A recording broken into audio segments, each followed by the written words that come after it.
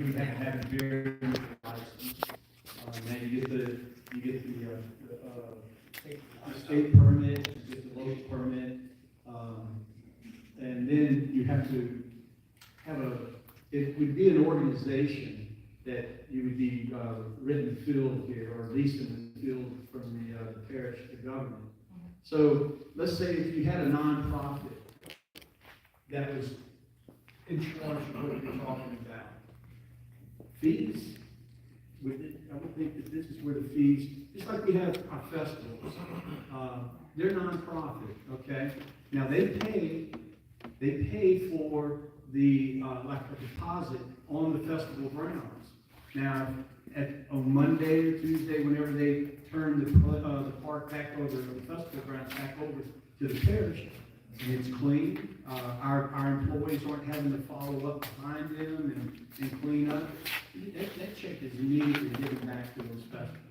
Same thing could happen here. So I guess if there's a way that we could, say, organize ourselves, and then that way, and you know, because some of our facilities are leased out and rented out a year in advance. So it goes back to what Corey and Billy was saying. You know, you don't want to come out here and you're torn. You got that torn thing. All right, you got your event. Your event is scheduled for 10 o'clock. Well, but then think about this. There is a ball tournament that started at 8 o'clock. Now here you are. You've been kicked to the curb because they may have gone through the proper channels to secure that field the way that we're just asking. So I would think if we could, it goes back to what Billy and Corey said, we just need to communicate with each other and we know what's going on. Right now in Jesuit Bend, there's a group and it's called the Jesuit Friends of Jesuit Bend. They are setting up to where every third Saturday in the month, they're going to do market in the park, where they are getting with Ms. Jane or getting with recreation, and they are securing that park every third Saturday of the month. They're going through the special event permit. It doesn't cost anything. All it is just communications with Reverend Edwards, and we make this happen. Everything costs. It don't cost, it don't cost, because everybody else benefiting on it, and let everybody else know. Everything costs. So what I just said, if you get this special event permit, where's the cost? Oh, yeah. And is everything else happening? And like, are they getting all those permits and everything else, the liquor license and everything else? Or because they're nonprofit, they fill out the special event permits and rules? Well, these are state laws, parish ordinances. These are things that we have to do as a government. And it's another way of protecting our government. And it is a protection of you, the residents here of the East Bank. You said vendor earlier, okay? We have food truck vendors that go throughout the parish now.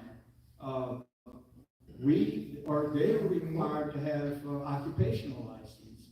There's rules that they have to follow. Now, these food truck vendors can very easily get on the ferry, come on over and set up in the parking lot.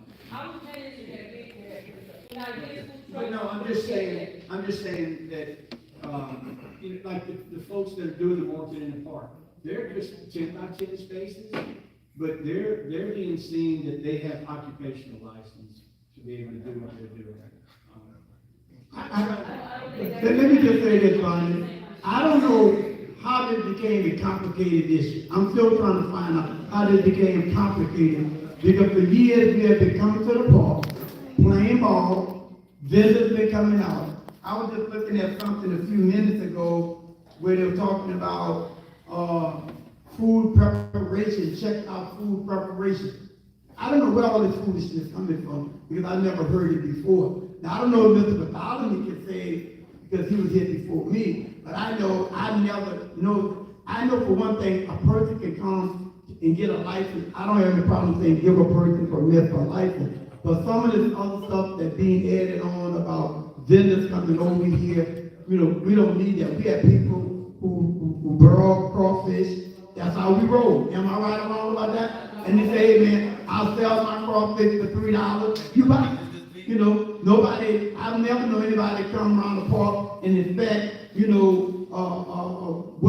what Eric, I'm using Eric putting inside of his seafood barrel. I don't know. I just know at some point, Mr. President, we got to come back and revisit this stuff because there's a lot of confusion taking place. I want us to come back and really revisit and set up a process. I talked to Vonnie already about this, and when I first came in office last year, this came up.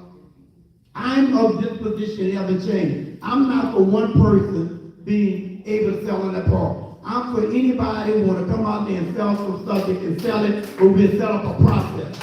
My only thing is this: if you come to this park and sell anything, you should be giving the softball team, the baseball team, a donation at the end of your thing, and an honest one based on your sales. That's my position. I said that last year and I still say it today. But it's so, we have never had this kind of stuff where we had to be police when we come together and have coffee this. It's a way of life. It's a way of life. And this way of life has been here way before us was born. But for the time right now, we're going to start making the rules and regulations. We know that if you come to this park at 8 o'clock in the morning and try to pull some foolishness on the tournament, we know you tripping because you know the tournament go on every Sunday. Am I right or wrong about that? But that's what I'm saying. I'm just saying, whatever it is, you know this is happening. So even if I call it a tournament, that's how we roll, right? I don't know any tournament that we have when teams come out there and compete against each other where we have a problem. We do it at the school. It's been very successful. We give our trophy. Am I wrong, right or wrong about what I'm saying? I just think that, I don't know where this stuff started at, but it's created a problem. I think that if we come together, because I've already talked to Vonnie about having a group to serve as a booster club for the park, whether it's the East Bank, whatever she said it is, and then they'll be responsible for everything that go on the park, like a booster club. And we go through that. Now, the concession stand, all of us know that half of stuff in the concession stand don't work. Y'all do know that, right? Right? The other thing is, when it comes down to the bathroom, and Cora and I had this conversation, it's a public park, the restaurant's supposed to be open. I think I talked to you, my sister. If she bringing her children out in the park, she shouldn't be treating her kid like a little puppy where you got to go pee behind the tree. You should be able to go to the restaurant. We got to make a provision, and always have been, the restaurants open in the morning and close in the evening. Bobby Raggers used to lock them up. We have to get back where that is open. We got polar lessons there, but I know polar lessons can be real filthy.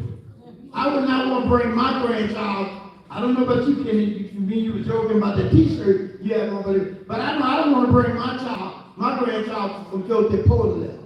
But somebody is not, you putting the urine inside is on the floor. I wouldn't even polar lessons of filth, especially if you don't clean. We have to get to this park, a public park, where the bathroom is open, somebody closes. Now here's the thing. Whenever you have a public facility, the parish has a responsibility. Somebody got to come clean it up. That goes with territory. So we have to get back to that. Mr. Brown.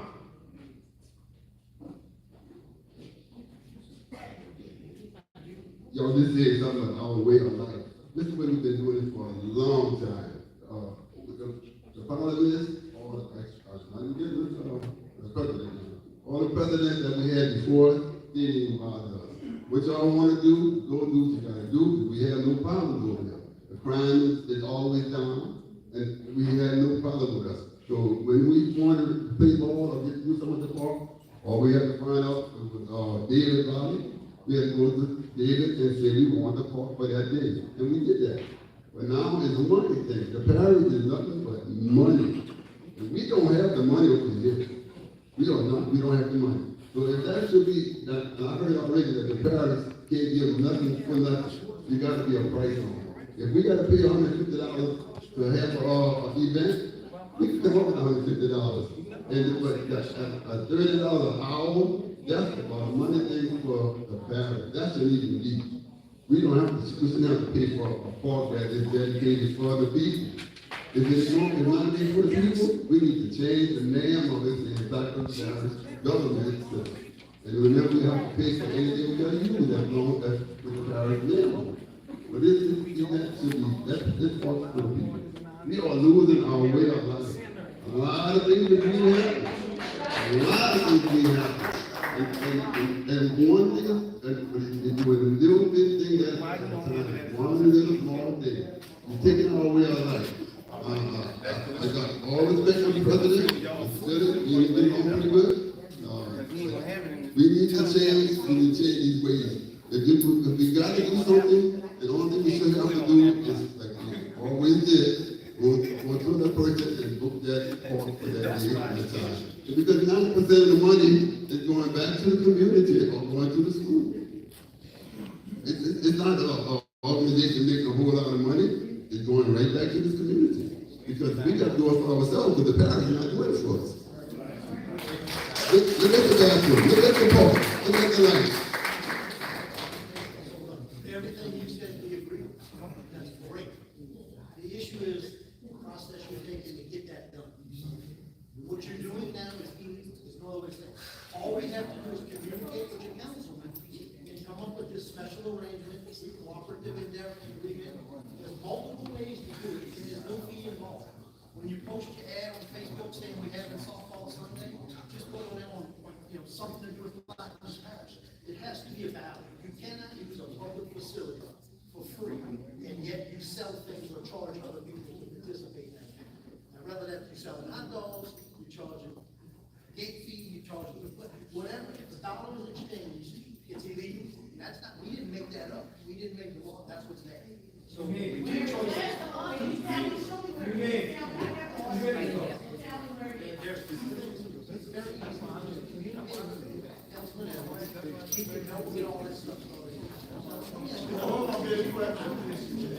Let me just say this, it's not about communicating with you, because you communicate with me, and the recreation got his own rule that means nothing. Let's be clear, so it's not about just communicating with me. We have to establish some policies and procedures. I think Vonnie just said it, I think Mr. Brock said it. First of all, we are not saying that, and I don't think I've heard anybody say this yet, nobody's saying they got a problem with a fee. So we saying once that fee is played, don't come with all this other stuff about somebody coming around watching how I prepare my food. If I pay that people $150, let us do what we normally do, roll the way we roll. But if I sell hot dogs, I don't care what I sell, once that fee is played, that's it. If you saying, if I'm selling some stuff and I get my license as a vendor, then I should be free to do what I want. I don't think anybody here, we see ourselves as doing anything illegal. First of all, I don't see us doing anything illegal. We just doing what we've always done, and that is a culture that we've had. This building came here not because of the parish government, it's because the community, Captain Rowley down here, many other people stood out there in the heat, and the Legacy Foundation said, we're going to build a building because y'all have nothing over here for culture for us to do it. That's how this building really got built. Now let's talk about the restroom. That y'all know a lot of stuff is broke. This facility right here, the ice maker, the refrigerator is broke. We just got electrical about a new refrigerator and a new ice maker for the place. Now once we did that, the thing is you got to get the old stuff out.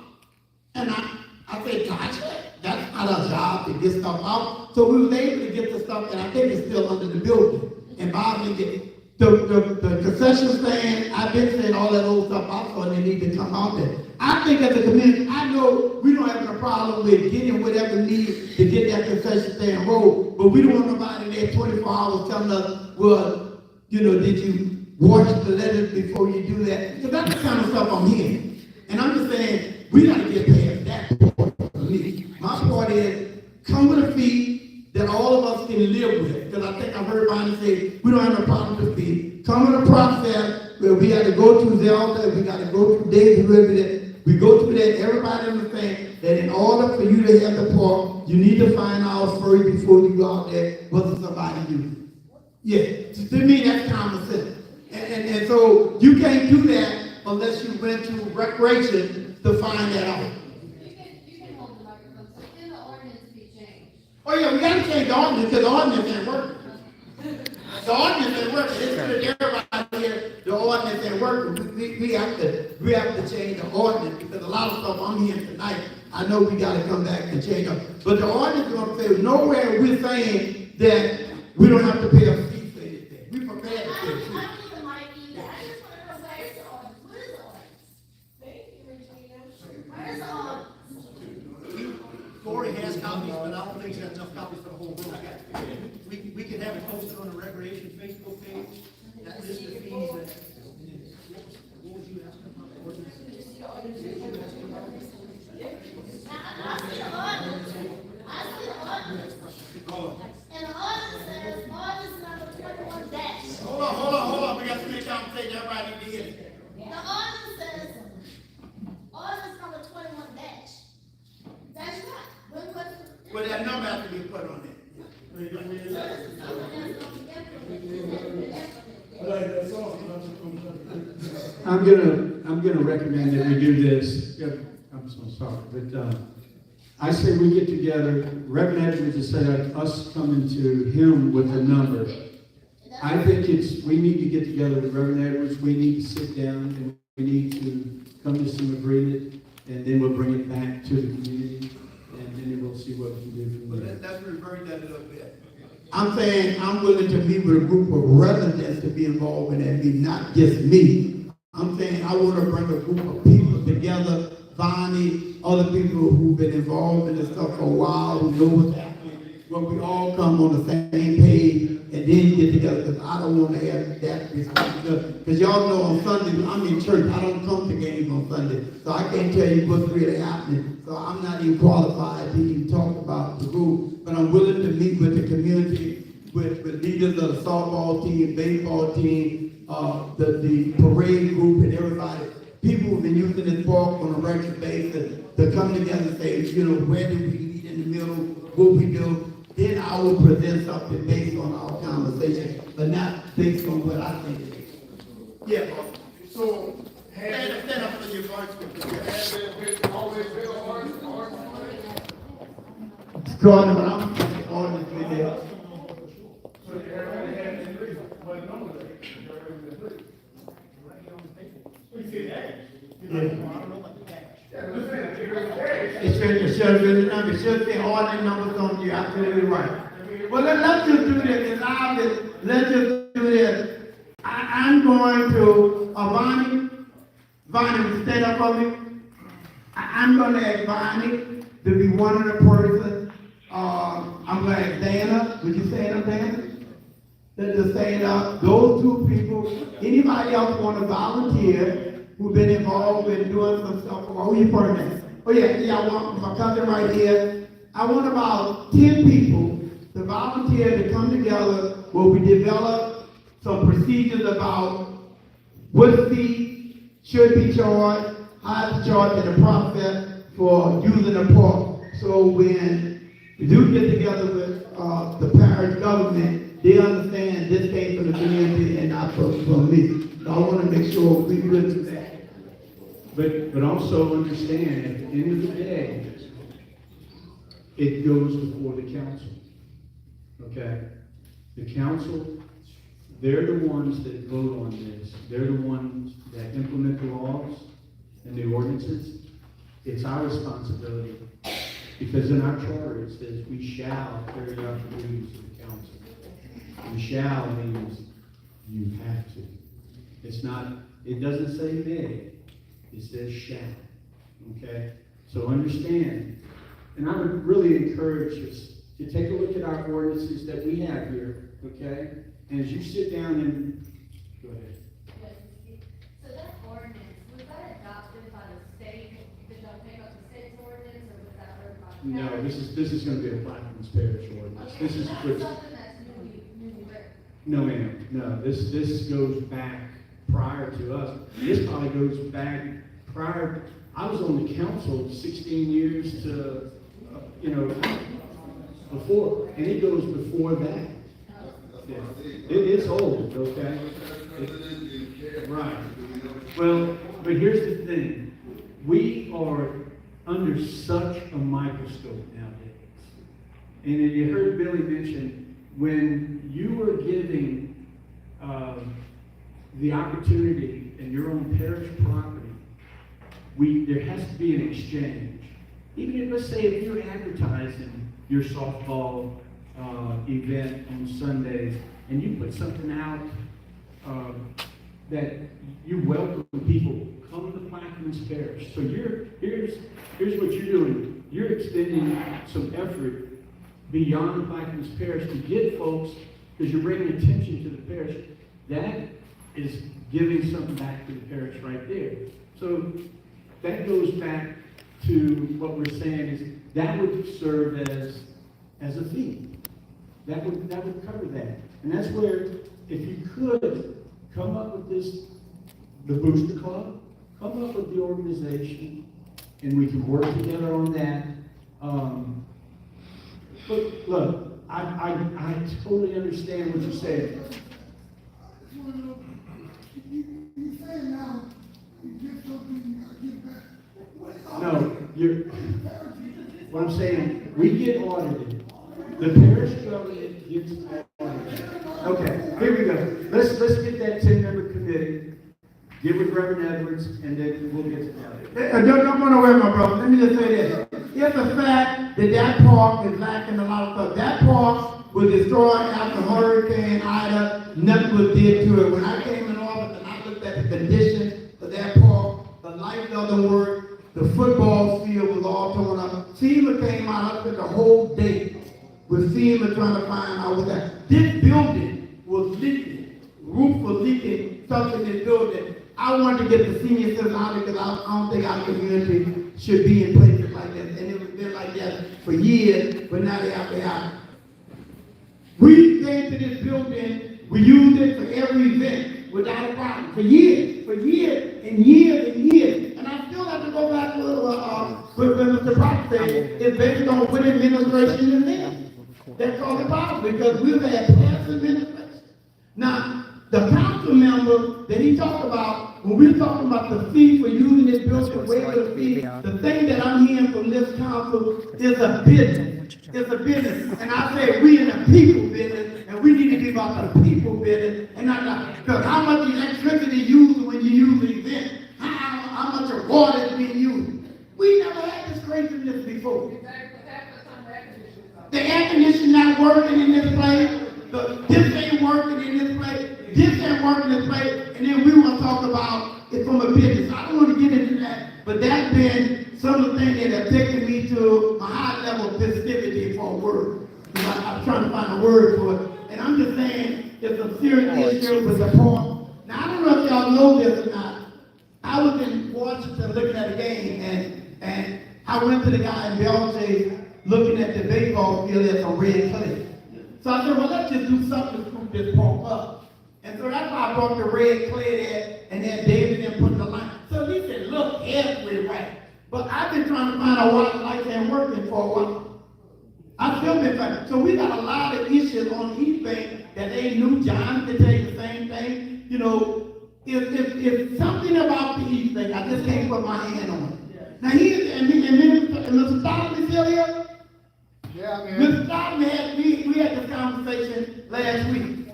When you look at the East Bank of Plaquemines Parish, if you start from Breakaway to Bohemia, geographically, we have 5 districts in one. But when it comes down to tractors and all that, it's an equal distribution. Am I right about that, Mr. Solomon? Right. And so we have a disadvantage. We have more land there, we have more ditches to everybody, but when it comes down to tractors and all that, it's almost distributed almost equally. So I'm saying there's a lot of stuff that happens. I'm just so glad that we're out here, because I be screaming out, and I want the president and everybody to know this is just not me, that my frustration is your frustration. And so again, we don't care about bringing stuff to the council. If we got to bring it to the council, the same way y'all here, I'm asking you to do the same thing come to the council, but I'm convinced that the council member has shown me that they're ready to cooperate with our community. I get you, and then, yeah, come on with the mic. Right here, Andrew. Speaking about the attractiveness in this side of the parish, about 6 months ago, and I've been repeatedly reporting. You been with who? I've been repeatedly reporting some properties on Brazil Drive that are, blighted, that are just, Yes. grass and never there is no follow-up on those properties. Whoever's going out and looking at those properties, they don't keep on look. I have to keep on turning in information, sometimes they don't even get the information. So, two things. One, if you don't mind, who are you reporting to? I report to his. Councilman Elwood, and we turned it into the department. And I have spoke to Ms. Catherine May several times, and I did ask her why I was in a follow-up, why do I have to keep on reporting? It's been 3 years now, the parish has cut these properties, one of them. Who's Ms. was- Catherine? That's the lady on Brazil. Yeah. We talked about it. Yeah, I talked to you about it. Okay, so my main issue is, there is a no code ordinance in effect right now. It has been in effect since, I believe, Hurricane Isaac. I did bring it up with Mr. Edwards. I was told in order for anything to be done, I had to show up to the council meeting, which is, either have to come down here or go to Belchase. I live up East Bay. Traffic right now, Belchase, not happening. Coming down here, I have 3 boards. Coming down here is really hard. So I'm wondering, why do I have to be in that meeting? No, you don't have to. Okay, You don't I have to. want the boat and the trailer that has been sitting on those properties for 11 years out of there. Brazil is beautiful. Anybody who comes down Brazil knows we take care of our houses, they know it. So I wanna know the blighted properties, the boats, the trailers, what is it gonna take to get that out of there? What do I need to do? You've done it. Thank you. Oh, you're done. Yeah. Where, I'm sorry. Wait, I'm sorry. You're done. So, I'm going to break That's easy. Oh, no, sorry. I gave it to the court. So, I gave it, Just a, so I wanted you guys to see it. What I'm asking for is economic development. So, we want, if you companies say like the LNG plant, the coal plant, anchorages, oil companies, they all get state, federal, and local tax credits. he's opening the mic for you. They all get state, federal, and local tax credits. So it's mandated, meaning it's law, that they have set-aside programs like supplier diversity, like service disabled vet, Executive Order 13360 is signed by every president stating that contracts have to be set aside for service disabled vet businesses. As you guys see, it's always, these people are complaining about money. So if we get percentages of the contracts from the plant, we would have enough money to pay the cops the details for the center, and they wouldn't complain about how much they have to pay Who's for they? fees. Next I have, I'm sorry, somebody said something? Yeah. next I have. I'm, keep talking. Next, I have free broadband. It's national. The president's been signed. They could have had free internet 4 years ago, since he got in office. So you guys to apply for it. But let me drop the free broadband, because I went to the meeting when I first got in, and I think Mr. President, remember that meeting, and I was looking at the free band and where it was at, and my immediate question to them, well, why we don't have free band on the east bank of the river? So it's just, I thought, and so what the lady said at the meeting, she said, well, Reverend Elwood, it's satellite that does it. So I said, look, damn, even the satellite don't like these things of the river? So what I'm saying is, the whole thing that you're talking about, broadband, we've had meeting with that, and they just had the state, and they sent the team in, they talked about East Bank, so what they did the courthouse, and they did the school and some of the other stuff, but I've been trying to get that broadband stuff here forever and a day. So my rebuttal is, my house has satellite internet. But I don't have it in mine. I do, and it's further than yours, so my house has satellite internet. That's what I have. So that was the problem. But a lot of people here don't have it. So that's what I was saying, broadband is free for these people, free. to have free internet. It's for all rural communities around the country, it's free, right? Right? Should be. Yeah, so it's up to them to apply for it. Next thing, we should have, we should partner with the Port of New Orleans for a container port. Said, shall So wait, say that again? we should partner with the Port of New Orleans for a container port. The LNG port was coming over here, they had expected, these people expected all those funds from that port. Why not partner with New Orleans to bring the LNG port, I mean, not the LNG, the, container port here? We have enough space. We can bring things out and other than working. You're not in the talking parish, about or they the go room, from- are you? Yeah, Where? across from, salt tankers, how many acres is that? And I know the code director, let me just say this before you go to fall. I know the code director going to address this, because y'all know in Seminole Parish, they're trying to get a quote. Y'all heard that, and they don't say they don't want it, hold on. And y'all know that the federal government has put over, I don't know how many $millions into that quote. But we're trying to have an independent quote, because when you hook up with New Orleans, they have a monopoly, and then you don't have no control of how you get the revenue. So I can tell you that this board is not really interested, but I think there's some collaborations, and I'll let, Mr. Tilton address that in terms of the Pope. So we're trying to have the Pope to be independent. And the Pope, while it's under the parish government, it operates independent, from that. As far as LNG, that's a whole nother story in itself that we're still looking at. Because if anybody go across the river, you know, the traffic is a headache, there's a lot of other stuff in there, we're gonna talk about the ferry in it, so. We should also talk about how many contracts came out of that plant from the east, but can you answer that first? No, I don't know of any that came through Can we I don't know how remedy many, I don't know how many been presented to him. Can we remedy that?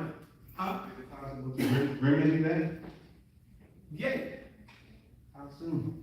no, I'm saying, you have something you wanna apply for, Yeah. so you turned it into, I'm Zachary's fuel supplier. I guess I'm the only black one in the country. I'm their fuel supplier. fuel supply? Yeah, So I you did. got a fuel supply business that you wanna. Well, they know already, Port knows. Okay. Yeah. I'm already set up as Zachary's fuel supplier. So where you located? Here.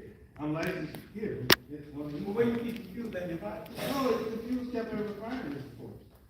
Oh, yeah, what's up, thing here? So next thing is, we should have a water park casino resort with a duck theme like Westgate. So you can partner with Westgate and have. Girl, somebody will get that mic. Let me just say this, the stuff that you talking about right now, take some serious conversation. Yeah. Because, hold on, but when you go to talk about casinos and all those kinds of things, that comes with so much of stuff, you know, so I don't wanna get. I was just trying to get past the coal plant. They're not working at the LNG plant, some maybe, but the coal plant, the parish income. So you have to stop. I'm just trying to get, yeah, I'm just trying to get past those incomes for economic development, so. I'll Everybody look could have at some those money. things and see what, as a councilman, I can do. Let's just do this, on the park. Yes, Yes, I have a question for Corbin. Yes. We paid $150 every week for the park, and guarantee that the park is gonna be cut, fields gonna be charged. Chalk and line, and the bathroom will be available. All right, all right. I got one question on Park Street, the building, all this saying, because, we've been trying for years and years. The fire department had that room over there. They took it from us a long time ago. We was trying to get that park, that gym right there open again. Is it possible to get that gym open? Yeah, the gym was on here, the thing for Corey to talk about. So you wanna just talk about, hold on, because there's a lot of people been asking about the gym. Yeah, Brother, finish it, yes. You wanna tell us where you're at with that? So look, where we're at this point, we're short. I have a 5-man crew, okay? I have one lady working off, which is Lizelle. We're trying our hardest to have certain nights, certain evenings that Zella will leave early from Belgium and come down here and sit here to where we can open up the gym. I just don't have the manpower right now to have it open 24/7. I don't. So I'm working on it now, but we will have it open soon. Can you give us a list? I can tell you like 5 or 6 ladies here right now, who like to have their job from, in the evening time to a certain time of night. I personally can't get them that job. I know. I can't do that. If I could, I would, but I can't say yes. I did. I understand, but I'm saying I can't say yes to that. We can't even personally Yeah. deal with that job. They have to go through civil service, and let me tell you, that's going to be a challenge. Well, but we gotta have the money allocated for, huh? They have to be advertised first. Yeah. Does the council have to approve those positions first? First of all, they gotta come under some department.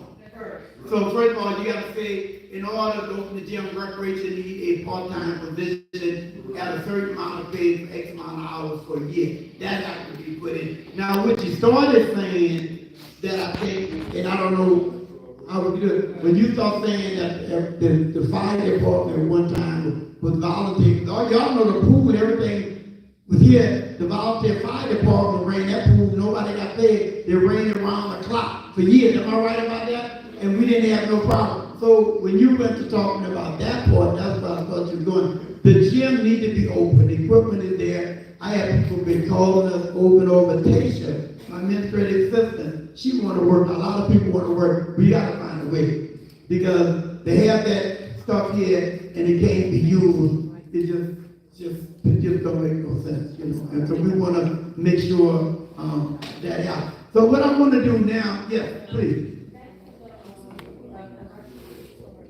Heard that if she paid $150 that it would be open. But if you say, I'm coming with my kid, it's not open anymore. It's only been a couple of months. And I'm gonna tell you why, because initially, from the beginning, there's several times, and I was telling that to Ms. Bonnie in the back, there's several times my crew has come here and went in the bathroom, and this is just to protect your kid, my kid, and everybody else. If you want to say no to something like that, It doesn't matter, That's right. so we get that up, but if there's more in the bathroom, I have a problem with that. Because I'm not gonna follow your kid in the bathroom to check on them. I can follow them in a parking lot, you know, but I'm not gonna follow them. Corey, let me just say this. in the park rolling around because that will be. It can be anywhere. And Corey, here's the issue here. We have to report those things. The only thing, and I think we had this conversation, it's a public park. We should open that restaurant in the morning, come back and eat it and close it. And then one of the things we could talk about is having somebody to right to check it, to do it. Because even the polar left is more a place where they will go quicker than the bathroom. And do the drug, do the needle, get the groove on and all that other kind of stuff. So the park restaurant needs to be open and clean. Then when we see it get to be so ridiculous, then we have to say, well, we have to have somebody. But that's a public park, we need to be open. And I know you're the one, the parent, and a lot of parents who I know bring 5 children and grandchildren to the park, and it's a shame that they can't get in there. We got to make it work. And we can't talk about, because they have to be clean. I don't care what park you go, if bathroom go, it's got to be clean. It's got to be clean. That's the way things That's true. So, But the problem I have with that, I just mentioned, I had 5 guys that run from one end of the parish to the other, East Bank, West Bank, and all. 25. So I might be able to make it over here on Tuesdays and Thursdays, but that Monday, Wednesday, and Friday is a problem. And then when the minute things start backing up, or we have that issue when something happens to a kid, I have a problem with that. Well- I'm trying my hardest to make it as safe as possible for your kid, and my kid, or anybody's kid. We're responsible for our kids. I understand that. I get that. One in the back of ourselves. I understand, but if you standing there, and you know nobody's in the park but yourself, and you allow your kids to use the bathroom, well, I understand, it might not be you, but somebody else will let your kid go. the only thing I'm suggesting, Corey, Hey, man.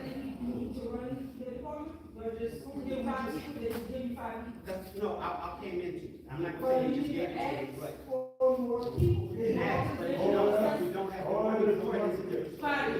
so here's what I'm saying to what you're saying. And that's when Mr. Williams up here early, one of the things he said about we have global venture, how do we present something to global venture and say, look, we need a groundkeeper to take care, not just Davant Park, here's how much it costs a year. But the Stonehaven is saying we'd all be interested in fund that position. You know, I don't have any problem doing it, because the reason why the pool and all that, because I went to Global Venture and they invested over $600,000 into that. That's how that happened, by going to Global Venture, because That's all I'm saying. So that would be the revenue that I would suggest. One of the things that I'm going to recommend to council, that we have a groundkeeper to keep the thing over, and we find somebody to fund the position. And then people can watch it, you know, later on. Okay. Well, you know, I could say that forever and a day, but I know when I came in office, the pool, the center, the roof was leaking, and I had to go to Global Venture to make it happen. The parish came in and put some of the money, but what you see there, most of the output came from Global Venture, invested over $600,000 to do that. And I know I shouldn't have to do it, but it had to be done. And so I'm just saying, whatever we have to do, we're gonna do what we have to do what we have to do. So we got a lot of other issues to talk. We can't cover everything tonight. I think we have beat the recreation thing together. The thing is, we're gonna get 10 people to volunteer on. Oh, my brother wanted to say something. We're gonna find 10 people to serve as a committee. We're gonna meet, and then we're gonna come back and present something to the parish. Yeah. All this is the money, because you know one thing, everywhere you go, it's supposed to be a community for the kids and all this and that. But you know one thing, when they throw school function, or when they go on all kind of little trips and stuff, you gotta come with $25 here, $25 there, 25. Hey, these people pay taxes around here. So we gotta come up, we started paying taxes, but we gotta come up, we still gotta send money to the school. So we go, I mean, can we jump a little bit, or can we stay on? Which one, jump? I want to jump on conversation. Okay. Can you hold on elevation just for a minute? Well, no, let's talk about elevation so you can be clear. Mr. Bryce, Lord have mercy. You know John's still here? You know, I don't know if he told John anything, but this guy right here will come to the council meeting about this elevation. Am I right about that? Let me just say this. One of the things that I've been talking about the elevation from day one. I finally got him to get the meeting, the Monday for Mardi Gras, with the borough office to show him how long we talk. It is a shame that we have to elevate our 18 feet in there. Today at the regional meeting, what I was talking to people about the whole time. We were talking elevation, everybody I talked for St. Charles, St. John. What happened, I'm going to DC next week. What it is trying to get the FEMA to change that arbitrary requirement. The parish government, after Hurricane Katrina, mother about 4 years fought to not to buy into the flood map. So because it went on way past Katrina, we didn't have to elevate housing. So it got to the point where if the parish government was going to get any money after the disaster, they had to adopt the FEMA map. Now, who created this crazy stuff? I don't know. But he created the elevation for the East Bank, 18 feet. I got a map for every area. So we met with Khalid about a year ago. He said he was going to have a meeting with FEMA and bring them for Congress to ask them how they came with the arbitrary. Well, that didn't happen. So you was at the meeting, you heard everything happen. What we're trying to get FEMA to do is change the requirements to at least 5 feet. Because what happened after Hurricane Katrina, my cousin Dew and I, we went to Florida, and they showed that if the elevator house is 4 to 5 feet, because y'all know we had these 1 pillar and 2 pillar houses. When the water comes, the force of the water, when you're 1 pillar and 2 pillar, knocks it off the foundation. If you build a house at least 4 to 5 feet, according to these experts, the force of the water have a way to flow. Now I know some of us got some pretty latiques all around our houses, but really that's not the best thing to have for a hurricane, because the water needs to flow. So we're trying to get FEMA, and I mean for a year and a half, to try to get FEMA to call FEMA before Congress and say, get rid of that arbitrary thing, because I tell everybody, he can tell you where I go. If a hurricane came last year and destroyed most everybody I know other than Mr. Brock, who's the Donald Trump and he can afford to build his house. But most of us would have to move. Right? We'd have to, because we can't afford to elevate our house. When I talk to people in St. Charles and St. John, what they have going for them is that they get government grants to build a house. But when you build your house up 18 feet, your wind insurance go up, and there's some other things else go along with it. So we are trying to get FEMA, the Congress, to bring it to hearing, to change that law and come with 5 feet, because that's affordable. We think most people can afford it. So that's what we've been talking about this for a year, and the president can tell you, The parish government hands are tied.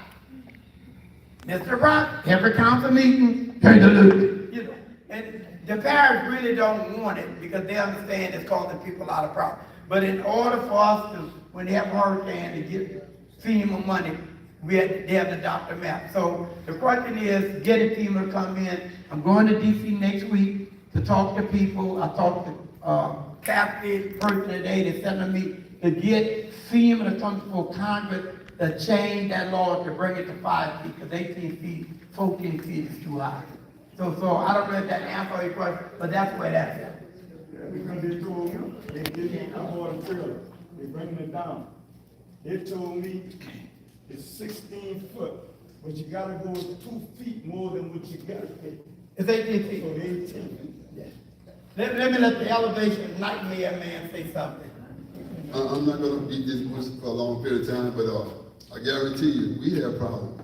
But who could afford $100,000 to elevate their house? Nobody in here probably could do it. What I did, I bought 2 houses in Shreveport. I gotta back up. So I know if my house go on the ground, underwater, I'm not gonna continue redoing my house over and over. Yeah. Katrina destroyed my house. I had to rebuild another house in the same spot.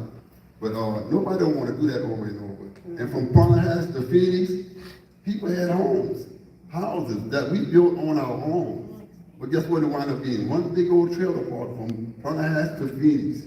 It's one big old trailer park. Not because we want to, because we had to. We wanted to come back home, so we settled for homes. Now they're telling us to elevate a mobile home in the air, 18 feet. But that's not they got many problems that they're coming at us with. They're saying if we get our home 50%, 51% damage to it, we cannot repair our house. That's right. If your house costs $80,000 and you get $40,000 damage, you cannot repair your house. If you do repair it, you gotta elevate it. So that's $140,000, the minimum. To put your house back into the same thing, then the levies is not appropriate. So if we don't have flood insurance, it should give us levy protection. And hold on, and that's the issue that I tell everybody everywhere I go. This came about because rather than putting work into levee protection, you solved the problem about putting houses 18 feet. Think about this. This is what I tell everybody I talk to in Canada. Prior to Hurricane Katrina, we had deaths for some 40 years. After that, you had Isaac. Now here's my issue. It wasn't the fact that houses were being destroyed. Because our house is being destroyed $150,000. They can give us a little money. But when people with $1 million homes, houses start getting destroyed, and you got to pay some money. FEMA say, oh, wait a minute, we can't afford. The insurance company say, we can't afford to pay this kind of money. So that's where, this is my personal opinion, but where this 18 feet came in. But anyway, it's a long story, I don't know where you are, but I promise you this, Mr. Hinkley, this has been something I've been dealing with since I've been in office. I eat and sleep it. My wife back there can tell you, I'm always talking about elevation. It is one of the most, because I understand this. If a hurricane comes in water, most of the people can't come back. Yes. And I thank God that we made it to 1 hour. So I'm hoping for the other hurricane season comes, that this thing is solved. So I will get back to people on it. You don't know the calls I get from. But we need to shift gears to another important issue that we need to address. Yes. I want to talk about a little bit the community if another hurricane and maybe the economic development, which leads to the ferry. I'm glad y'all are here. The ferry being down. With that ferry being down as long as it has, it's really been hindering the growth of the East Bay. That's the part I'm getting ready to go to right now. All right, you got Yeah. it. So again, the other issue is the ferry. And there's all types of things about the ferry. Many of y'all remember Mr. Tilton when he first came in office, been over a year. I didn't think the ferry would take this long. To me, it's way past time. If the ferry was running right now, half of the problem people have on East Bay with that dreadlock would do it. So Mr. Charles going to address that issue for it because it seems like the deadline is getting farther and farther. We're into over a year now, the ferry been out of operation. Now most of y'all know just recently we passed a resolution, and I thank all of my other council members on the west bank of the river to waive the fee. And it's causing economic problem, you know, with the port, and that was one issue. But my colleagues on the council saying that because we was elected as parish government to repair, you know, we gotta carve it up. We gotta accept. So that's why you have a free ferry thing, and we saying we're gonna do that until the new Plaquemines Parish is over. We think that's the least you can do for people having it. Because I just want to let y'all know I proposed it, and 6 of the council members agreed that we should have it. So I'm gonna have Charles, let's get this ferry thing out the way, please, because I know everybody here at the ferry, and we need to hear about the ferry. All right, thank you, Reverend Edwards. And I guess before I get started, I want to make sure that I introduce Mr. Jalen Brown, who's the Director of Vessels and Security. So he's responsible for our ferry boat program. And then we also have Ms. Rachel Kinney here with us. So she's the Chief Engineer with Infinity Engineering. And we actually have a professional services agreement with Infinity Engineering. And they act as an engineer for the port. So two things, the ferry landing here, obviously, the first meeting that I had here on the East Bank, back last January 25th of 2023, the ferry landing was condemned on the West Bank, and it did take us about 6 months to assess that a single ferry in Plaquemines Parish simply just will not work. So we came to the realization that we had to go fix Point LaHash ferry landing. So fast forward where we are today, we're doing two things with Point LaHash ferry landing. Number one, we are going to repair in place where we're at today. And we've estimated that that's going to cost about $1.8 million. So that's going to be a repair. Long term, which is about 3.5 to 4 years out, we are going to replace those landings, and we're estimating that that's going to cost somewhere between $15 and $18 million. And we just received an $18 million grant last month.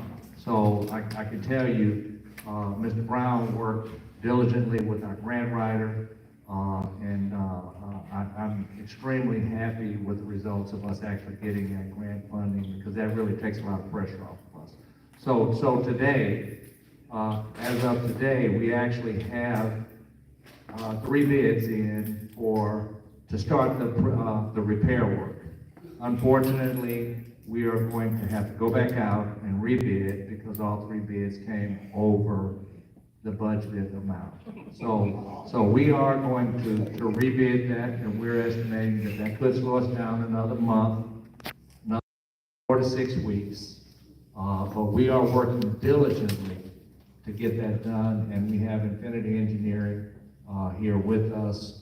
The reason we brought Ms. Kinney out is she's responsible for the design of the repairs, and what I will tell you is they are going to be extensive repairs on both the East Bank and the West Bank, because in my opinion, and it was validated by Infinity Engineering, that both sides were just in a total state of disrepair. And we're going to put the money in. It'll take us a little extra time to get it done. We wanted to have it done early summer. With this delay, we're talking late summer. But what I can tell you that repairing Point LaHash ferry landing is a very high priority for the port. And we will be working closely with Lanier Engineering and whoever we award that construction contract to. And when we finish that project, we have some of the designs posted on our website. It's actually going to be a very nice design. It's going to be a nice upgrade. And we'll have that in place long enough for us to put the other ferry landing in. Now, the challenge there is, well, we want to make sure that we don't go back and repeat the same history. So as we finish the design on the new ferry landing, what we want to make sure that we do is we come in with a bill where we can build adjacent to the existing ferry landing. So we will have a turnkey where when we finish, the new construction of the new design, one day we'll close the old side and the next day we'll open the new side so that we don't run into this problem. can. And then I think the last thing that I would like to add to the current ferry situation is we did pass legislation for us to enter into an agreement with Glow Resources, and they are a labor provider, and we actually have agreements in place right now to be able to bring in part-time captains, part-time engineers to extend our hours on the ferry. So I'm excited that as of this month, we're finally in place where we have enough resources identified. If we had to run both ferries today, we could run both ferries today with this new agreement with Glow Resources, and we're gonna try to develop that out a little further. So that said, on the ferries, I'm open to any questions. Look, even though you haven't listened to the ferry, and no cars can pass through there or whatever, you know, even though the ferry's still running, why they can't open up for pedestrians, you know, you got people, they could bring pedestrians across, FEMA got vans to come down there and pick people up and make groceries and bring them back and boat across and back over, you know what I'm saying? So the ramp too bad for them to walk across? Yeah, unfortunately, on the West Bank, DOTD actually condemned it. And so we are using it. There are some pedestrians that are working on the water situation that are actually using the West Bank right now. I was over there the other day, there ain't nobody over there. Okay, I Can mean, they, place a barge there, a temporary barge on the other side for them to cross over on? Is that, what's thought about? so a temporary barge for, For pedestrians? the issue with pedestrians is the vessels that we have are really not, appropriate for us to be trying to run pedestrians. And then we would have to set up, transportation on both sides. I mean, we looked at it, but we just don't have the appropriate boats. Why would you have to set up transportation? Well, Your job is just to get them across. Like you say, you have Freeman that will pick up and bring to the school, you have Energy, you have buses that will pick up the people that wanted to work at those facilities and take advantage of those job opportunities. Right. So it's not your responsibility to get them where they gotta go, it's your responsibility to get them over there. well, I mean, from our point of view, from the port's point of view, the ferry landing was actually condemned. And so we have been told by DOTD that we cannot use that ferry landing for ferry transportation. And so for liability reasons, You said for fair transportation. so for liability reasons, we don't want to be pushing ferries up against that structure. Okay. And if something happens, then we have a Our public boards. safety issue. They're too. Our barges, our barges, Right here. yes. So, with the ferry after it's fixed, have y'all communicated or do y'all plan to communicate with the Department of Transportation to make sure the roads are good? Because there's gonna be an influx of traffic, I assume, once that ferry is open. Yeah. With the plant, because there's a lot of traffic that's gonna be rerouted this way. Yeah, that's a great question, and yes, we actually have, some grant funding, a raised grant that was pre-existing before the ramp was condemned. And we're having that discussion now about how do we create a new entryway and make sure that that entryway is adequate, that it's wide enough, that it's lighted. No, I'm talking about the roads, the actual roads right here, highway, this is 39.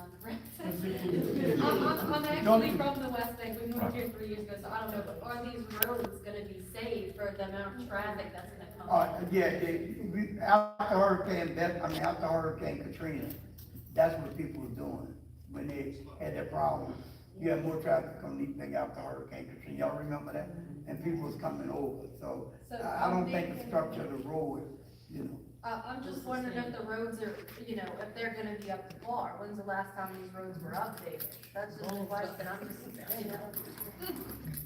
Yeah, that's a parish I guess that would be. and a a DOTD conversation.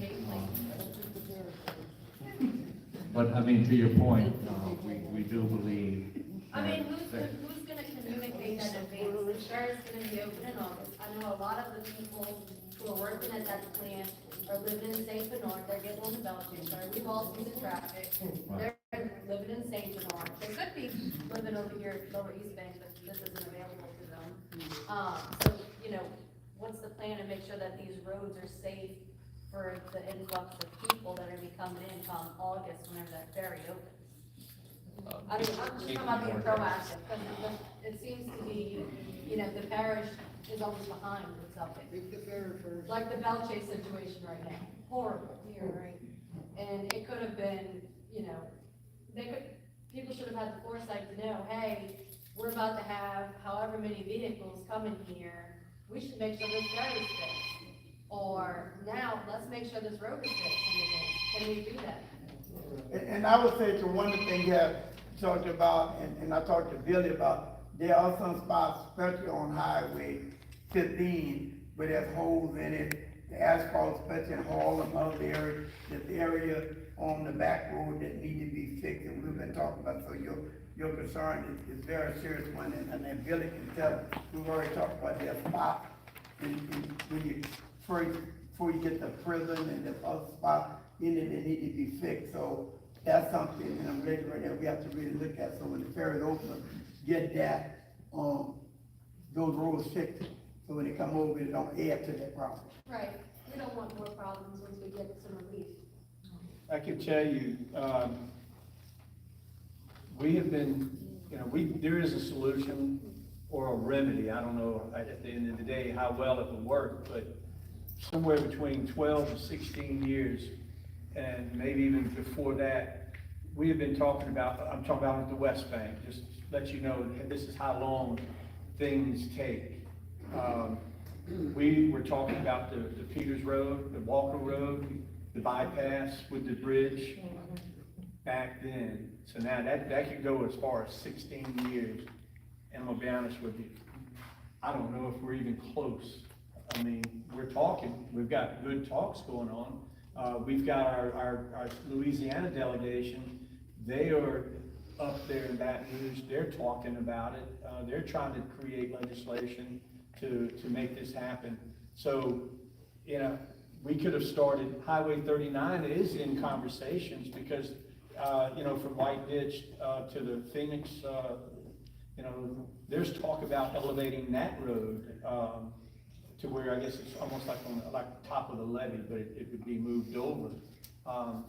So you hear of conversations, but how fast is very slow, very slow. Right, I hear that a lot. Yes, ma'am. And then if I could just comment, I think one of the things that really is different over the last 12 months is the port and the parish, we've been working very closely together. And as Keith is talking about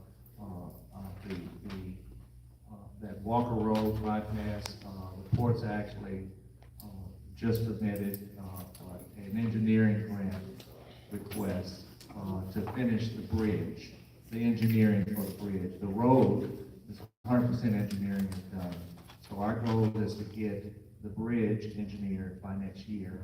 And then next year, our task is really to go out and look for federal funding to actually start the construction for that project. So, I mean, you know, President Hinckley and myself, council members, you know, we sit down and we are very sorry that obviously the action that needed to happen 5-10 years ago, you know, really didn't happen in a timely fashion. But we are definitely focused on infrastructure. I know you guys are familiar with the container port project that we have on the books. That is part of our master plan. I will tell you that, you know, my guidance has been to slow that down, to catch the infrastructure up. Yeah, You know, so that we don't run into the same problems again. Yeah, that's gonna, I was thinking that as well, I did see something on Facebook, that would bring in even more traffic. Yeah, so our focus is to slow it down and catch the infrastructure up. And I can tell you, just 15 seconds, now, keep standing up. I can tell you, and I made this comment to Reverend Edwards, the Reverend, when that ferry is open in Point LaHash, it's gonna be a floodgate. Highway 39 is going to be very busy. You're going to, I don't know how bad, but you will start experiencing traffic Maybe not as bad as Bell Chase and, you know, but it will fill. Let me get Bonnie, then Michelle. Yes. Will we, regular? Hold on a second. Get Bonnie, then Michelle, and I get your brother. So, to that point of, Hold on about that. Hold on, there's a lot of voices that we really can't hear. to the point of the roads and highways and just keeping it safe, I think y'all covered the progress, like where we wanna go. But to me, we gotta marry the progress with like, quality of life for people that are already here. Because you don't have lights on the highway. Right, yeah. You don't have a shoulder on the highway. So that's the kind of things, if you're thinking, I'm just saying, just in theory, the big trucks, you know? A lot of people drive big trucks when they come from, those type of jobs in particular. Not a stereotype, but nice big truck, you know? You don't really have the road to hold that truck. Not with somebody else coming down the other highway. So to me, that's progress. I do get it. We need it. But we need lights on the road. We need those, what do they call, the reflectors in the middle? That all those things are gone. So but I want to make the point of progress. We gotta move forward. We gotta get that. But we gotta understand that people over here don't even have that part checked as a quality of life. We're used to traveling, but we travel unsafely every day.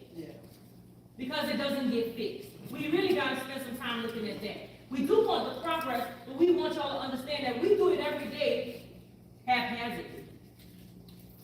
Like there's has to be, even if there's 10 people on the highway, we should have access to that being safe for us. You know what I'm saying? So consider that progress, the quality of life for the people that's already here, and that's not going in. Michelle first, Clarence. So my question is, so as of tonight, we can anticipate that the ferry, the Point LaHash ferry will be in service by August, because I'm hearing August, the ferry. I don't think they're saying August. I think they're saying longer than August. Okay, because I heard August, August twice, that's why I'm asking that question. Yeah, if I could respond to that. So as of today, we had to make the decision to rebid the construction contract. We thought we were gonna be able to award it. So that is gonna take us another 4 to 6 weeks. So that's gonna push us back a little. The only other concern that I have would be weather. If we have severe weather where it slows the construction down. But I assure you, it is a very high priority for the port. And I also assure you that it is something that I hear from Reverend Edwards about on a continuous basis. And he has said it publicly and he said it privately, that he's holding me personally accountable for getting this done. And we're focused on it. So you say 2025? Hold on. You get Roy, then I'm gonna get you, then I get you, Dan. Yeah, I have a thing. We only have one EMS truck over here, one ambulance. We cover almost 40 miles in one direction. If somebody gets a wreck on the north end, the south end, and I'm telling you, I've been there, they're gonna die. I'm gonna tell you right now. Yeah, we used to have 2 ambulances. We have one. It stays down in one line.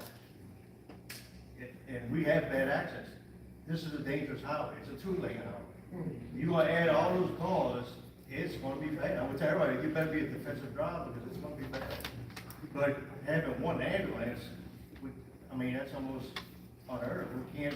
We can't service, if I have a wreck in Braithwaite and an ambulance comes down here, I have somebody bleeding on the side of the highway, dying, which I recently had. It took 25 minutes to get that ambulance up there. That person died.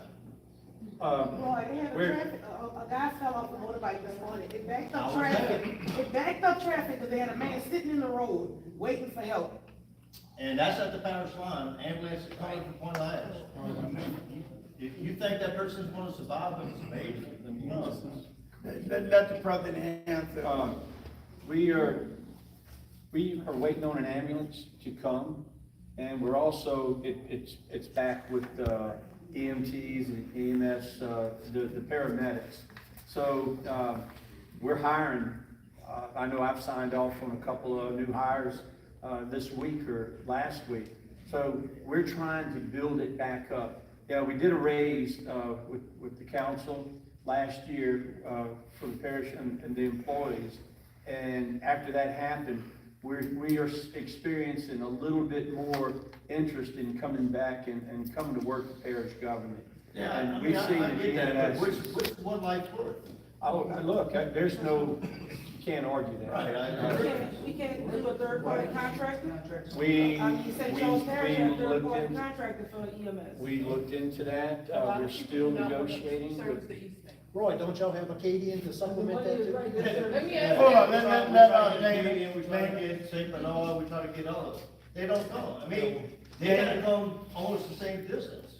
You know, I had to get a lifeline helicopter to get, when we had the nurse die and turn, and we had the guy at the gold plan break his back. Luckily, he died, but the helicopter was able to land. But even that, if it's bad weather, if it's some kind of other condition, we cannot get them assistance. Dana? Going back to Mr. Roy saying, yeah, there is one ambulance on the east bank. Anything on the north, anything on the upper end of the parish, we dispatch, I'm a dispatcher. We dispatch our EMS first, then we call Acadian to see if they can assist. And we have, if Acadian can assist, nine out of 10 times is the negative. They're short too. EMS is short all across the country. So, and that's a problem that we're running into. There's a lot of times you may not have no EMS to service over here. Well- Then sometimes you may have the EMS have to come from Belchase to go down to Point LaHash. So if you think it, all of a sudden you have two incidences on the east bank, you're, the one that we have over here, it's gone. Right. Now we're having to dispatch one from the Belchase area to come down, so, yeah. And not only that, on the It is- east bank, there's only two. I'm sorry. And one EMS unit has to cover from Jefferson Parish, Plaquemines, all the way to the end of BP. Then we have the southern part of the parish, they have to catch from Ironton all the way down to Tidewater Road in Venice. This is, dealing with the parish, he said, don't give us hope. He said it might be finished by August, a little past August. I always remember they said when a river rise, you can't dig and that, so you're looking at the stormy months coming in June, so the river, you have a summer rise. So we have, the hurricanes from June to November, so would you stop doing the ferry, would it come to a halt, till the stormy month pass, until the river go down? Our plan is to work through the weather where we can. If we run into weather situations where we have to stop construction, that could slow us down. There's a lot of But- people who can't dig when the but- river is high, but- or they want you to dig because of. I think that's what you're talking about permitting, because, it took me 3 years to build my house waiting on permitting. I mean, I built my house in 2019 and did it until 2022. Paid for it, they couldn't do nothing. They can't dig at a certain time. So, the parish, Well, both of y'all Yeah, got the priority. same. Let me go back to what she's saying, because permitting for that work is different from housing. I think what he's saying, whatever they're able to do, they're gonna keep work to stop, because it's emergency, you have to evacuate, there's certain things you can't do. What I'm getting, that's what I'm saying, you're saying, they will stop, but as soon as they can get back in, they're gonna get back to work, and so that was the answer to your question. Now, Yo, my question was, like, you said it's different, but they still have, they can't dig or move certain things, no matter whether it's a house or whether it's, industrial. They That's- still have guidelines. So I'm asking, is the parish gonna make it a priority to work with the port to ensure that it's at the top of the list? Because we only got one permit guy too. But here's, You know, so- there's no Your- permit. yeah. Your situation, the situation that you're talking about, that's monitored by the Corps of Engineers. So if that river gets to a certain level, it's like, 1,500 feet from the levee back to the back levee. And if you think about it, heck, some places, we're probably less than 15, that's levee to levee. So there's a period of time where we can't, no one So can it could work. be at the end of the year then. Yeah. Well, I can tell you that we're focused on getting it done in 2024, and we're gonna do everything possible. I think this could be a different situation, and I could be corrected. This work is, on the riverside, which is the flood side, or it's not on the protected side, so could be a little different right there. I know it's, The repair of the facilities doesn't include any pile driving or digging really, so that restriction that the Corps usually imposes where you have to stop digging when the river is at elevation 11 at Carrollton, we don't have that applied to this project. So really the only restriction is gonna be if the contractor can still operate in high water. Yeah, my brother. Hey, I want to ask a question to you. About the 18 million. You know, I heard that was double. It came to be 36 million for the grant. Tell me the grant? Yeah, it was supposed to be 36, right? They said 18 and it was supposed to be 36. Am I correct? No, it's, what we applied for, we received, so it is 18 million. Yeah, but they got another 18 million. I don't know about the date say, but I can just tell you, we saw the letter saying that it was 18. So I don't know what the date for it is, but that, it's a grant. It said it's not coming from Paris money, it's a grant. And the grant state 18,000. 18 million, I'm sorry. So the 18 million, so behind $18 million, don't you think that they should be working right now? I'm with you on that one. Well, the engineering, so that's a good question. The engineering is happening in Baton Rouge today, and a conversation that as a board that we're having with DOTD is to determine whether we can participate more in that engineering effort to speed it up. So basically, they could just take their time and say, well, you know, we don't need that right now, so we can just put it over. Well, they're working. I can tell you they're working, and we're having constant follow-up. I can't tell, they ain't making no progress. It is slow. I would agree with you. And let me just say that, and Charles, no, I am just where you at.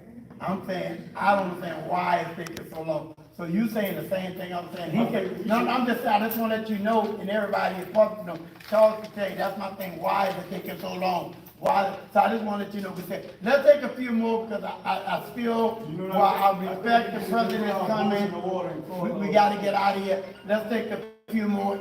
Then before Clarence, before you come, I want to think somebody maybe we have to raise their hand up so far. Yeah, Mr. Drake. If you're not driving pollen, what are you using? We're replacing the piles that are in the abutment above grade, so the part above grade is rotten, and we're gonna cut that off and put pipe sleeves and fill them with grout and connect that, and then do new timbers. The abutment's currently timbers, so we're gonna replace those timbers too. Some of them are rotten, some of them are crushed. So what you have underground right now, you're confident that it's still good? Yes. All right. Also, every bridge that connects the highways, every one of them, they're bad. They're bad right now. Either it's on this side or that side, there's a hole. Every one, we already got one barricaded by gravel lane, and pretty soon you're gonna be barricading a couple more if we don't do anything about it. The one by the Marina Road, that one's been replaced at least twice, but they're starting to sink. So imagine heavy trucks running across, they won't take long. Also, the manhole covers.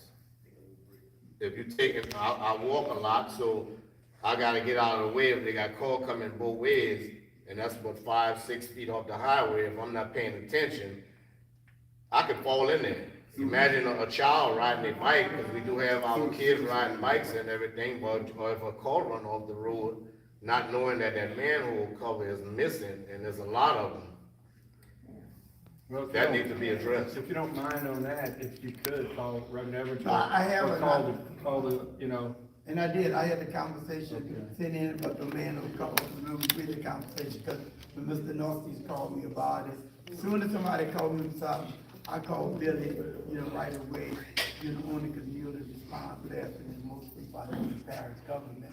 So Lakeland is one of those bridges. Oh, yeah. So the big trucks and heavy trucks, that's been going over, especially if we doing all the construction traffic, they have to really drive all the way around, here, or all the way down 15.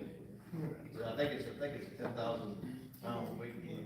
And those bridges are they're, monitored and inspected by DOTD as well. I think they're what you call off-site, offline.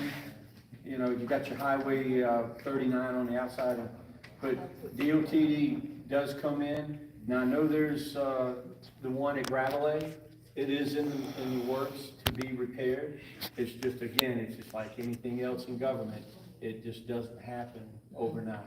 And I think on the Gravelay, when I went to the meet with DOT and actually saw it in the funding package, just like the day at the regional planning meeting, we actually saw where the money is there to raise the Highway 39 coming to say, Gravelay is in the DOT budget. But because it's in there, that means it's gonna happen tomorrow or next year. So I think as soon as it got in the budget, I took pictures and I sent to several people to see that Gravelay, you know, is really on it. But I wanna say this, and I'm glad we did tonight, because I was gonna keep saying the ferry opening would be a great thing. But as I heard Bonnie say, and as I heard the sister right here saying that we don't have the infrastructure in place, having that ferry open can cause more problems than good for us, because the road ain't ready. I've heard that loud and clear. So I'm really gonna put that in the forefront of my brain, to really look at, while we're talking about the ferry being down, what can we do to try to get some things did, like the stuff you and I did, talking about going in and fixing those part of the shoulders that we can identify with. The parish have a program where there's an asphalt program, and once you tell them about that program, because that was one thing we were supposed to talk about tonight anyway. So there's two things the parish started doing in-house, and it's pothole repairs and road kind of repairs. And it's cold patch, right? It's two separate things. One of them is the ready-mix bags, 50-pound bag. They're using those, they started last week, and it's a mixture of the heavy equipment, flood control people, and Bobby and his prime grass cutting people that are doing this. We don't have a road crew, so it's kind of all hands on deck to help with this. They started doing the small holes with those bags. We ordered and got everything set up to start doing the bulk coal patch, which is where, you know, dump trucks come dump it in the lay down yard. We load it in a dump truck, run it over here. It's about a 3-man job. You got one guy in the dump truck, one guy pulling the skid steer around, and one guy with a little asphalt roller. They're gonna start doing those things probably next week. That's gonna start fixing, you know, you got two different types of potholes basically. You have the small ones that might be a foot deep, and then you have some that's 5-6 foot round, but they're only 2 inches deep. So they're gonna work together to start handling all those small repairs. But just an FYI, the 2 bridges that's already on that list is the one down on Adamore. That bridge has been slated for the state to replace. Gravelay came up because of issues, and just like they did with the ferry, the state comes in and says, shut it down. You can't use it, it's unsafe to use it. Now, probably everybody in here, including myself, will still cross that bridge, but they say it has to be shut down. And what happens when you buck the system, when you're dealing with the state and federal government, they can come back and say, okay, you didn't want to follow our rules, you get no more funding, you get no more help, you won't get no lights on the state highway, you won't get no reflectors. It's a fun game. You have to juggle how you deal with state and FEMA, federal stuff. It's not as easy as just go do it. It's a hard process, and it's a slow process. Yeah, For the ferry, Mr. Tilson know how I feel about the ferry. That night, January 2003, I felt that ferry was shut down because the LNG plant couldn't get the people to go to work. They don't work that time, they couldn't get the people across the ferry because the ferry was shut down at 5 o'clock. So they took the people from the boat captains and the deckhand, put them in Delachees, and they was able to run the ferry to 10 o'clock. So we had to shut our ferry down. So they said, we just come tell the people that we got to take it, to put it up in the Delachees to please the LNG plant. The people they ain't gonna like it. So we're gonna say that the road department shut it down because it was unsafe. But we were running that ferry, going across that ferry with our trucks and cars every day, and never even thought, never even felt ashamed. Let me just say this, man, before you go too far in there. It is a fact. Let me just say this. I was horrified when I saw the picture. Yeah, we were doing it, but I was horrified that we didn't lose a lot of lives because we was horrified because the stuff was right. Let me just say this. When the river went down not too long ago, the dolphins that we thought was good, when the water went down, so our method, our life was in danger. Even though we were doing it, our life was in danger. Let me make that very clear. You know, I'm telling you, it was horrible. And I understand what you're saying, but that ferry stuff, I saw the pictures under the bottom of it. It was, and here's my problem with it. All the past presidents was there put Band-Aids on it.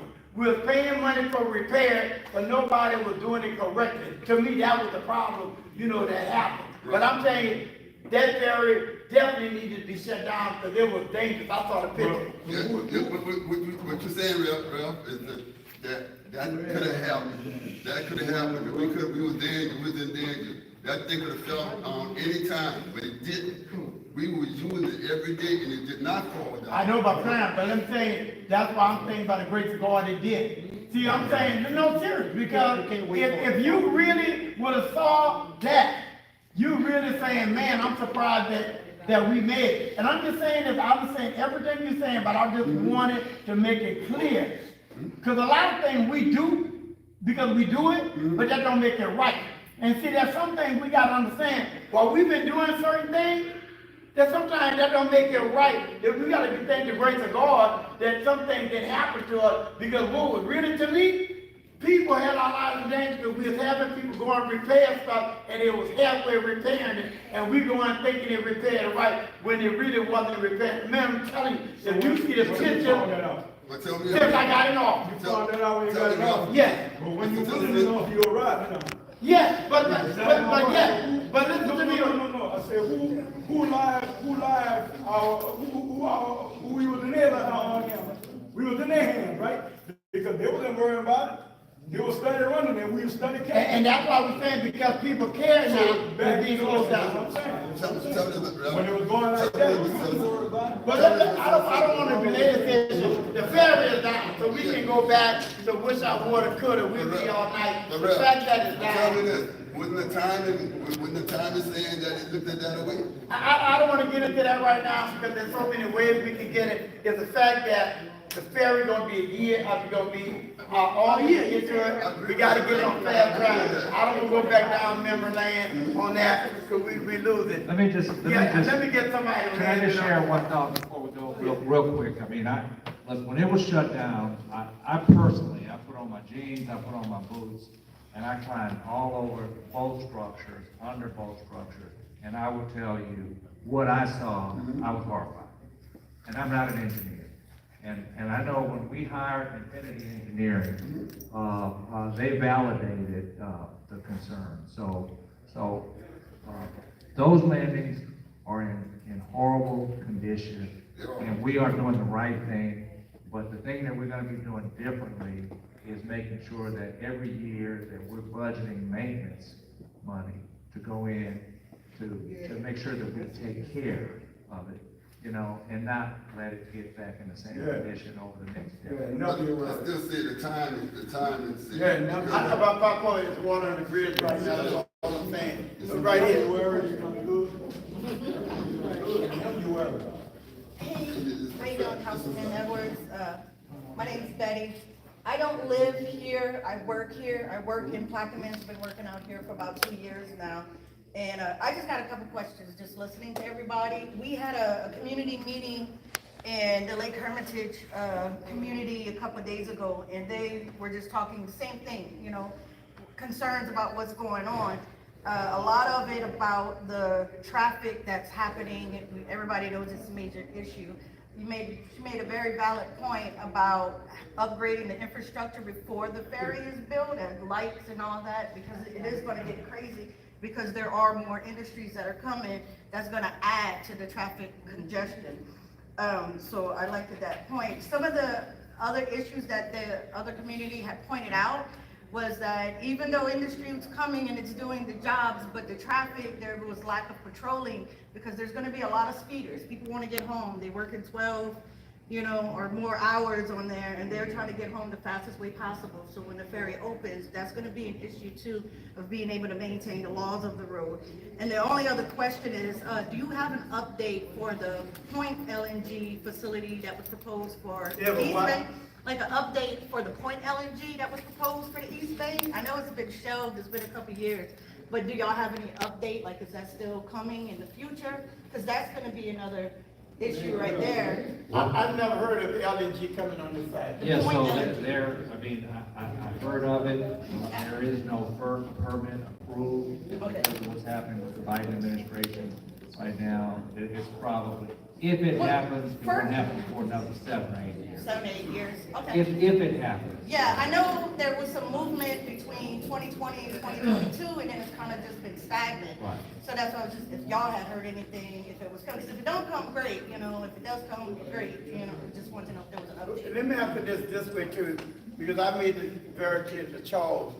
If we talk about bringing anything here like LNG, it will close down East Bank of the river.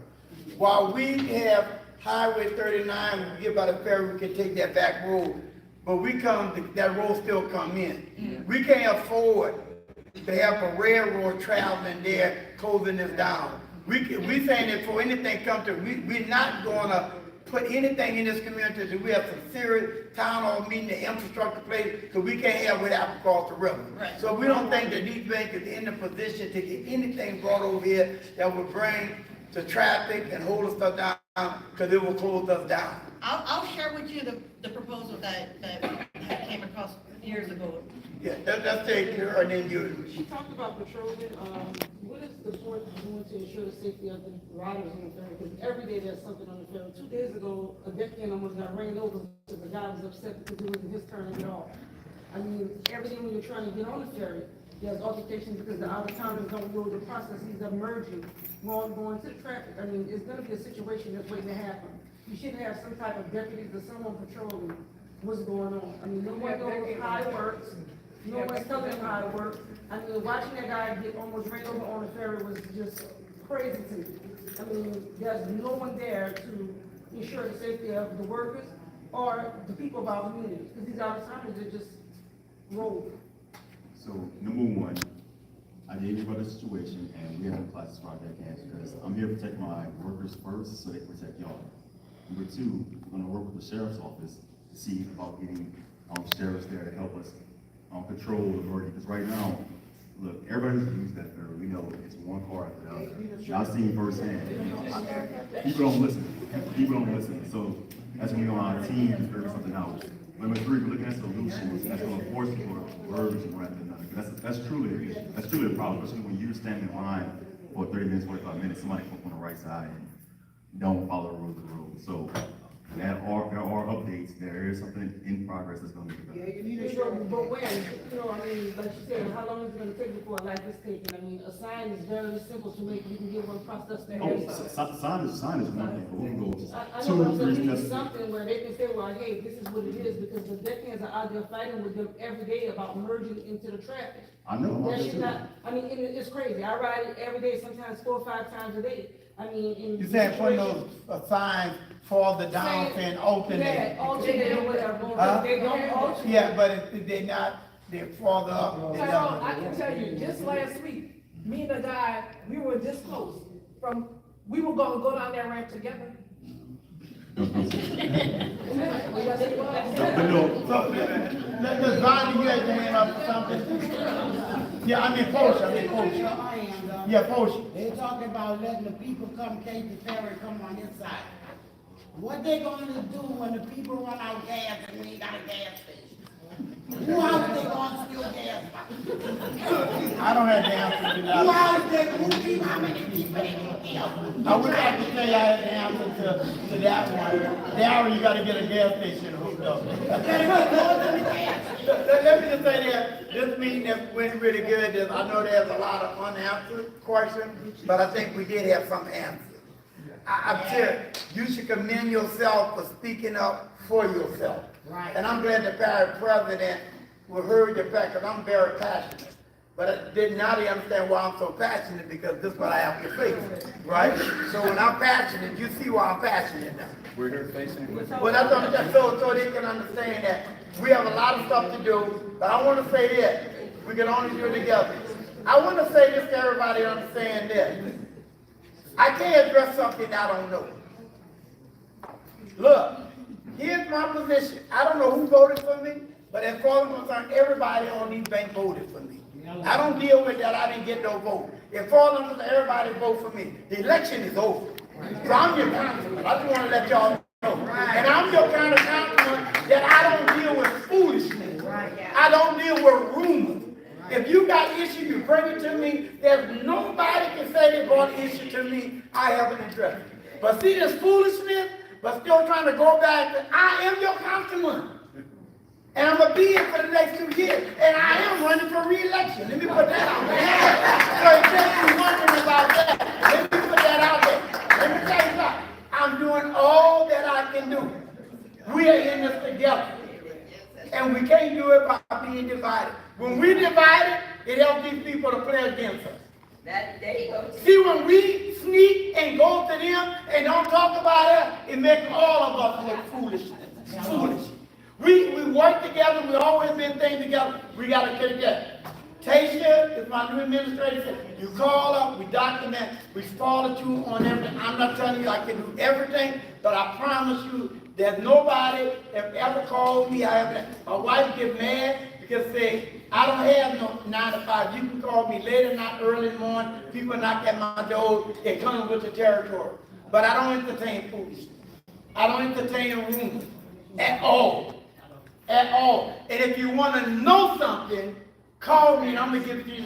You might not like my answer, but I'm going to give you the straight answer. And I'm not getting the answer because I'm trying to get your vote. I'm going to give you the truth. And sometimes we don't want to. Let me just say this. We can say stuck on stupid or we can move forward. Yes. We move forward as a group.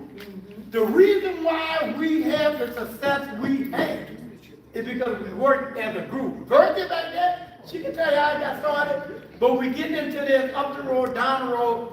Let's cut this foolishness out, please. Please, let's cut it out. We got a lot of issues. If we're going to use council, we got to go together. We have to go together. Y'all understand? We got to go together. Closing this meeting out on the recreation, I'm hoping we got the 10 people. I want 10 people. We're going to bring recreation together, not just with me, but with those 10 people.